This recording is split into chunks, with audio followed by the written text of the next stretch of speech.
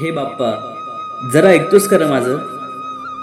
तुझ्यासमोर मी उभा राहिलो की सगळं जग विसरतो. पण मनातल्या ज्या वेदना आहेत, संघर्ष आहेत आणि अश्रू, हे काही मी तुझ्यापासून लपवू शकत नाही. तुला माहीत आहे बाप्पा, या आयुष्यात मी किती प्रयत्न करतोय, किती संघर्ष करतोय.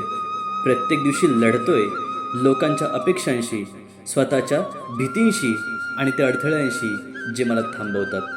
कधी कधी वाटतं बाप्पा, मी थकलोय, थोडासा तुटलोय.